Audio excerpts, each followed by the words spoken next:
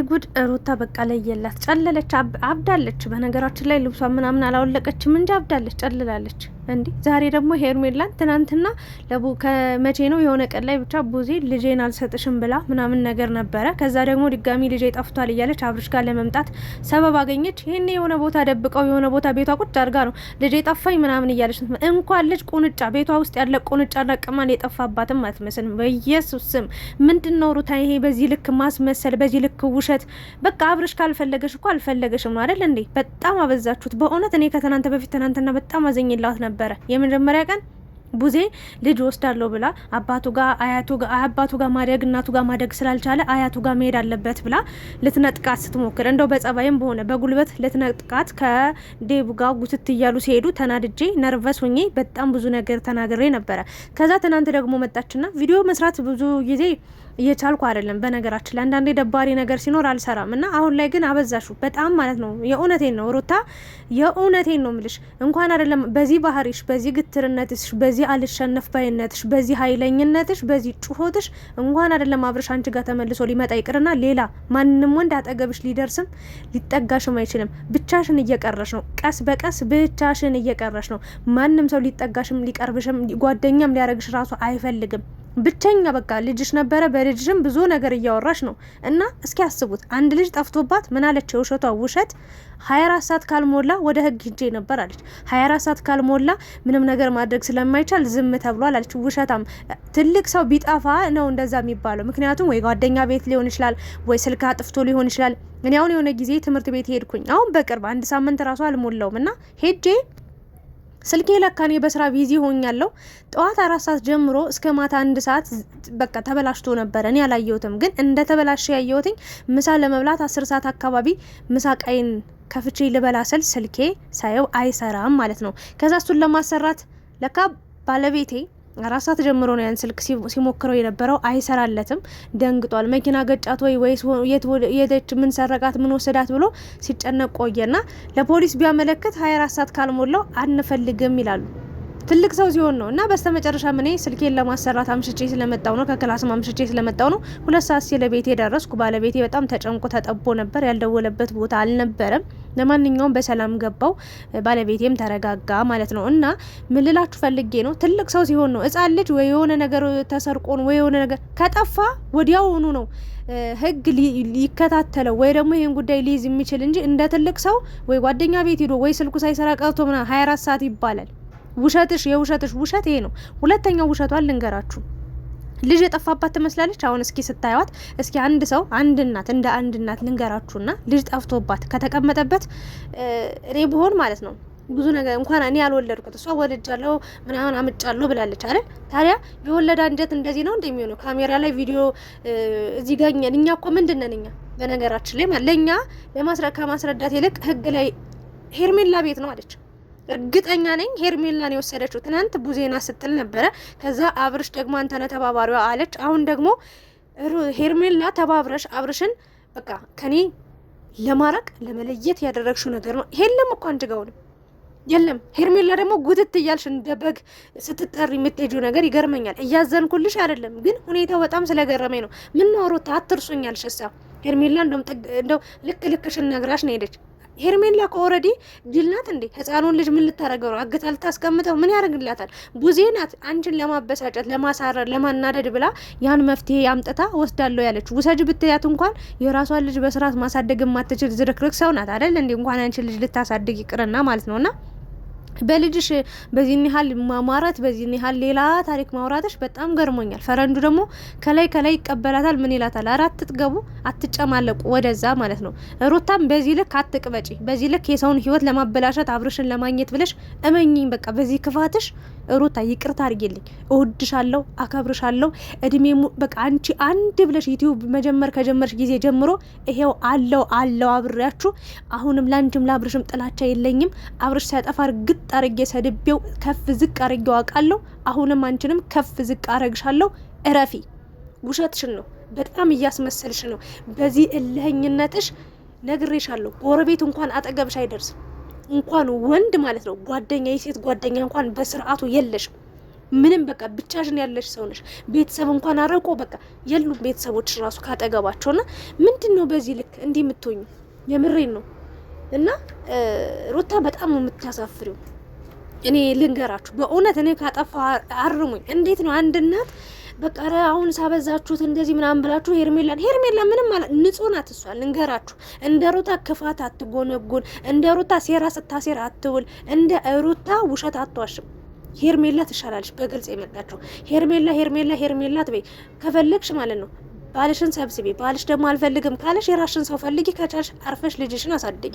ምንድነው በዚህ ልክ ሄርሜላ ላይ እየመጣሽ ምትዩ? አሳያችኋለሁ ምን እንድላችኋለሁ በልጅ የሚመጣ ኧረ እባክሽ ለልጅ ስትይማ በዚህ ልክ አትዝረከራኪም ነበር። በዚህ ልክ አብርሽን ልመና በቃ ደናት እየተወሽን ሄርሜላን መርጦ ሲሄድ በቃ አትፈልጊም። በቃ ምን አይነት እቅድ እንዳለሽ አላውቅም። ወይ ባህሪሽን ጸባይሽን አስተካክለሽ በቃ አላደል ያለፈውን እናቃለን። ዋጋ እንደከፈልሽ በብዙ መንገድ እንደመጣሽ እናቃለን። ግን አሁን እልህና በቃ ተንኮል፣ ክፋት፣ ሴራ ተኝተሽም ተነስተሽም ቆመሽም እየሄድሽም ነው የምታስቢው አብርሽን ለመጉዳት አብርሽን ሰላሙን ለማስነስ። የእውነቴን ነው። በጣም ሩታ አስመሳይ ነች። በጣም ከምነግራችሁ በላይ እኔ እንደ ዛሬ ውሸት ስትዋሽ እንደ ዛሬ አይን ያወጣ ፍጥጥ ያለ ውሸት ስትዋሽ አይቻት አላውቅም። ምን ሊሆን ነው የምትይው እንዴ? ልጄን አምጪ እዛ አትፈልጊም እንዴ? ያጠፈለብና ሄርሜላ ቤት ሄድኩኝ ጠዋትም ማታም ሌሊትም የለችም። የሆነ ነገር ብታረግ ነው እንጂ ቤቷ የሌለች መፍታው ነው። ምን አገባት እሷ? አንቺ ልጅ ተጠብቅ ሰራተኛሽ ነች እንዴ? ኦልሬዲ እኮ ልጁን ወሰዱትም አልወሰዱትም እኮ ልንገርሽ ብዬ ነው። ሄርሜላ እኮ እሱ ጋር መጣለች አይደል እንዴ? አብርሽ እኮ ሄርሜላን መርጧል። ለምን እንደመረጠ አሁን ነው የገባኝ። በነገራችን ላይ ለምንም አትሆኝም ሩታ። ሁሌ ጩኸት፣ ሁሌ ጭቅጭቅ፣ ድምጽሽ ራሱ ሲዘጋ ተረጋጊ እስኪ። የሆነ እንደ እናት ሁኚ፣ የሆነ እንደ ሴት ሁኚ። በቃ ፈጣሪ ወይ አንቺ አብርሽን እኮ በጣም በለህኝነት ነው እሱ ራሱ የማይፈልገውን ህይወት እንዲኖር እያደረግሽ ያለሽው። ተረጋጊ። አሁንም ለጋሽዬ ብዬ ነው። አንቺ ለማንም ማስበሽ አታቂም። ለገዛ እናትና አባትሽ እንኳን ሳትራሪ ሳታስቢ ተያሉሽ ምክር አልሰማም ብለሽ መጠሽ ነው ይሄ ሁሉ ማቅ ውስጥ የገባሹ። በኋላም እኔ አለው እኔ ነኝ አዋቂ፣ እኔ ነኝ ጀግና፣ እኔ ነኝ አድራጊ ፈጣሪ ስትይ ይሄው ትዳርሽን ፈተሽ በቃ ሰላምሽን አጠሽ። ከዛ የሌላ ሰው ሰላም እየነሳሽ አለሹ። ብቻሽን የቀረሹ ለዚህ ነው። ፈረንጁ ደግሞ እንደው ዛሬ እንኳን ትክክል አይደለሽም አትላትም። ምን አይነት እንደው ጋጣ ወጥናቸው በፈጣሪ። እንደው ዛሬ እንኳን እየተሳሳተች ታይ በቃ ሩታ ከዚህ ልጅ ጋር ያለሽን ነገር አቁሚ። ልጁን ቢያንስ በጸባይ እኔ ምንም አላረኳችሁም። አብርሽን እንኳን ስታናግሪው ልጁ እንደዚህ ልጃችን ነው፣ የሁለታችን ልጅ ነው። እኔ እንዲጎዳ አልፈልግም። ልጁን በስርዓት እያሳደግኩ ነው። አንተ ተመለስክ ደስ ይለኛል፣ ለልጃችንም ለኔም ጥሩ ነው። ካልተመለስክ ደግሞ እባክህ ልጄን እንዲያታደርጉብኝ ብለሽ አብርሽንም በስርዓት ብታወሪው። አብርሽ ራሱ እንደዚህ አይነት ደደብ አይደለም። እርግጠኛ ነኝ ቡዜ ራሱ አልወሰደችብሽም። ዋሽተሽ ነው ወይ የሆነ ቦታ ቁጭ አድርገሽ ነው ወይ የሆነ ቦታ በቃ አስቀምጠሽ ነው እንደዚህ እንጂ ምንድነው ሄርሜላ ምን ታርግሽ እንዴ? እየጠራሽ ትናንትና አዛኝ መስላችሁ። ኧረ ፍቅር ራሱ ከዚህ ነገር ውጪ። አስመሳዮች ሁለታችሁም አስመሳይ ናችሁ። በእውነት እኔ ፍቅር ልነካ አልፈልግም ነበር የዚህ ጉዳይ ባለቤት ስላልሆነች፣ ግን አሁንም እየገባችበት ነው። ከሩታ ጋር ሌላ ታሪክ ውስጥ ማንነቷ ራሱ እየተቀየረ ነው። የምን አብረሽ እኮ ስለ ሩታ እርግጥ አርጎ ተናግሯል፣ ግን እኔ አላመንኩትም ነበር። ሂዶ ወደዛ ምናምን ብዬ እያጣጣልኩ እሱን አልሰማም ነበር። አሁን ላይ ግን ለምን እንደተዋት ለምን ምን አይነት ሰው ባህሪዋ በደንብ ተገለጠ። በቃ ልጅ የጠፋበት ሰው እንዲህ በቃ ከሰው ጋር ለመጨቃጨቅ ይመጣል። ሄርሜላ አለች እንዲ ደግሞ ጉትት እያለች እንደ በግ የምትመጣ በግ። የምሬን ነው እንዴ? አላቅልሽም በያት በቃ። ምን አንቺ ጠባቂዋ አይደለሽ፣ ሰራተኛዋ አይደለሽ፣ የቤቷ ዘበኛ አይደለሽ፣ ጥበቃ አይደለሽ፣ ምንድነሽ? እና ሩታ ደግሞ በዚህ ታይ ልታብጅ ነው በእውነት። እኔ ጤነኝነትሽ ያሳስበኛል። በዚህ ልክ ያገኘሽውን በሙሉ ነው መቦጨቅ፣ መብላት፣ መንከስ የምትፈልጊው እንዴ? አብርሽም በዚህ መንገድ አትመልሽም። ልንገርሽ ብዬ ነው አይመጣም። እመኝኝ። እኛ ራሱ ሄዳ አንለውም በዚህ ሁኔታሽ፣ በዚህ ስሜትሽ፣ በዚህ አቋምሽ እኛ ራሱ እና አንለውም ሄዳ አንለውም። በቃ የምሬን ነው የምልሽ። እና ታይ በቃ ከቻልሽ አብረሽ እንደምትወዱ በቃ እስኪጥሽ እስክቃጠል ነው የምትወዱ። ያለሱ አንድ እርምጃ እንኳን መራመድ አልቻልሽም። በቃ ቆርጫለሁ፣ ጨክኛለሁ፣ ትቻለሁ፣ ሁሉንም አብቅቻለሁ አለሽ። አታበቂም። እኔ ተናግሬያለሁ እኮ የሆነ ጊዜ አልናገርኳችሁም? ቀድሜ ሁሉን ነገር ነው የምናገር። ሚዛማዊ ሰው ቢኖር መድኃኔዓለምን የሆነ ጊዜ አልተናገርኩም? ታያላችሁ አብርሽ ሄርሜላን ነው የሚመርጠው አልኩኝ። ከዛ ደግሞ ሄርሜላ ጥላው ሄደች። እርግጠኛው የምነግራችሁ ነገር ሄርሜላ በዚህ አቋማ ብትጸና ጥሩ ነበር። ከአብርሽ ብትለይ ብትረክ፣ ከዚህ ህይወት ብትወጣ፣ የራሷን ህይወት ብትፈልግ ጥሩ ነበር አልኳችሁ። ግን ታያላችሁ ተመልሳ ትመጣለች አልኩኝ። ይኸው ተመልሳ መጣች። ፍቅርና ሩታ ደግሞ ትናንት ለእሷ ሀሳቢ መስለው ለእሷ ተጨናቂ መስለው በቃ አብርሽ አይሆንሽም እንዴ የተጻጻፍ ነው ምናምን እንዴ ምንም የማያውቅ የሆነ ፍሬሽ እኮ ነው ያረጋችሁት፣ ድንግል ነው ያረጋችሁት። አብርሽ ስንት ታሪክ እኮ አይቷል፣ ስንት ጉድ እኮ አይቷል አይደል እንዴ? ገረመኝ። እና ሩታ ተረጋጊ በቃ እኔ ነግሬሻለሁ፣ ሁሌ ግትር ኃይለኛ አትሁኝ። ህይወትሽን ሁሉ ልታጭ ነው መድኃኒዓለምን። እንደው እባክሽን ለራስሽን ባይሆን እንደው ለልጅሽ ኑሪለት። ተይ በእናትሽ በእውነት ነው የምልሽ። ልጅ ምናምን ትላለች በልጇ እያሳበበች ከአብርሽ ጋር የምትገናኝበት መንገድ አጣኮ ነው። አብርሽን መረበሽ የምትፈልግበት ሰበብ እየፈለገች ነው። ሄርሜላን ምን ታርግሽ? ሄርሜላ እንዴ ጉድ እኮ ነው። ምን ልታረገው ነው ሄርሜላ? አንቺን ልጅ የምትወስደው መውለድ ትችላለች እኮ ሴት ናት። በነገራችን ላይ እናቶኜ ዋልጄ መውለድ ብርቅ አይደለም። በነገራችን ላይ ማን ነው ቡዜ ራሱ እንደው በደንብ አርጋ እኮ ነው የነገረችሽ። ውይ ሩታ በስማ እኔ አላቅም። ከአንቺ ጋር የሚቀጥል ወንድ እኔ ሲቃጠል ነው የሚኖር። እድሜ አትሻሻይም እንዴ? አመት እስከ አመት አንድ አይነት ባህሪ፣ ግትርነት። ሲጀመር ማንም ልጇን አልወሰደባትም፣ እመኑ ማለት ነው። እኔ ተወስዶባት ቢሆን ኑሮ የእውነቷን ቢሆን ኑሮ ያወራችው ነገር በሙሉ እያጥረገሮኩ ሁልሽ ሄርሜላም አትቀረኝ፣ ማንም አይቀረኝም፣ አብረሽ አይቀረኝ፣ ቡዜ አትቀረኝ፣ ዴባ አይቀረኝ፣ ጋሽዬ አይቀር እወርድባቸው ነበር። ግን የውሸቷ ውሸት ነው። በቃ የትክክለኛ ማንነቷ እየወጣ ነው ካሜራ ላይ። በእርግጥ እናቃታለን ለረጅም አመት። እኔ ሩታን አንድ ብላ ስትጀምር ጀምሮ ነው ማቃት። ከዛ በኋላ እከታተላችኋለሁ፣ አቋርጫ አላቅም ምናምን ነገር። ግን በቃ አሁን ትክክለኛ እውነተኛ ባህሪዋ ይሄ ነው። በቃ ግትር ናት። ለቤተሰብ አትመች፣ ለባል አትመች፣ ለጓደኛ አትመች። እንዴ የፈለገ ጠላትሽ ብትሆን እኮ ሄርሜላ በዚህ ልክ እንዴ ጋና ማረግሻት እኮ ህይወቷን በሙሉ ምንድነሽ እንዴ? እኔ እኮ የሆነ ጊዜ አስታውሳለሁ አብርሽና ሄርሜላ የሆነ ቦታ ሄደው የሆነ መዝናኛ ቦታ ሄደው ተከተላቸው ስትሄድ አራሱ ናት። አስታውሳላችሁ? አራስ ህጻን ልጅ ጥላ። ኧረ ጉድ እኮ ነው እንዲህ ማጣት ይኸውላችሁ አንድን ሰው ማለት ነው መቁረጥ ከቻላችሁ ቆርጣችሁ ያለሱ መኖር እንደምትችሉ ሰርታችሁ ማሳየት።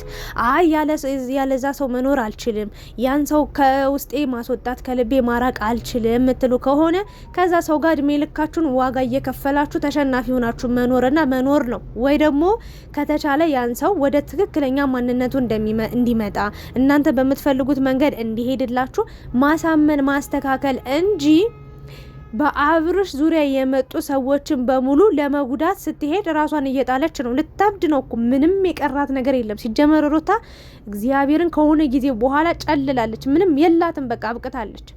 በተለይ ሄርሜላን ከመረጠ በኋላ የለችም እኮ ፈጣሪ ድረስ። ኧረ ትዕግስቱን ስጠኝ ያለች ኤፍሱን ወይ እኔ ቅንጣት ታከለም በዚህ ሰዓት አላዝንላትም። ይቅርታ አድርጉልኝ። በእርግጥ ልጅ ነው።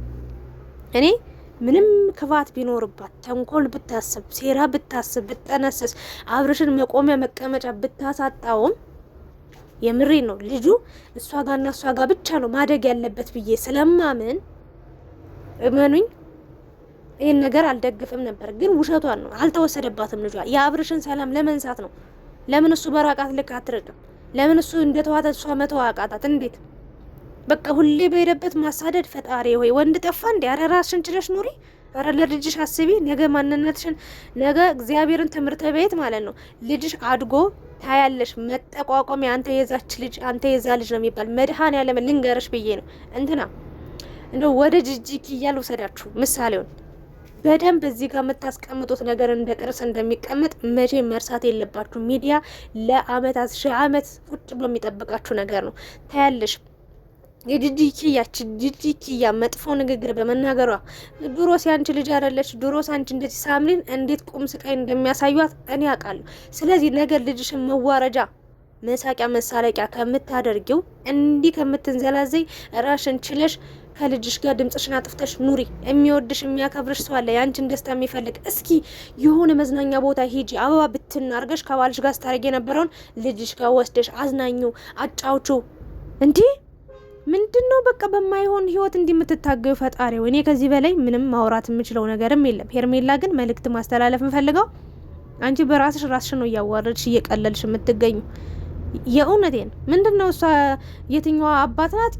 ቄስ ናት? ፈጣሪ ናት? ምንድናት? እኔ ስትልሽ ተጎተሽ አልሄድም ብትያትስ ምን ታመጣለች? ፖሊስ ይዛት መጣም ቤትሽ። አንቺ ልጄ አንቺ ቤት ነው አውቃለሁ አምጪ አለቻት። እና እዛ መሆኑን ካወቅሽ አይ እኔ ሳላቅ በድብቅ ቤቴ መጣ ወስዳብኛለች ልጄን ይሄው ቤቷ ነው ብለሽ ፖሊስ ይዘሽ አትሄጂም ነበር? ውሸትሽ ስለሆነ ምንም ማድረግ አልቻልሽም።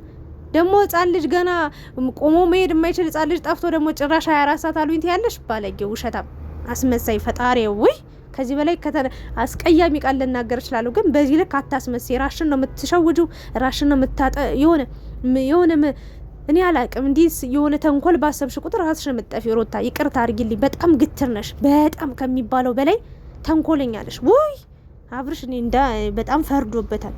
እኔ አሳዘነኝ። አሁን የዚችን ማንነት ሳይ በጣም ቅርበሉ። እኔ ከዚህ በላይ አላወራም።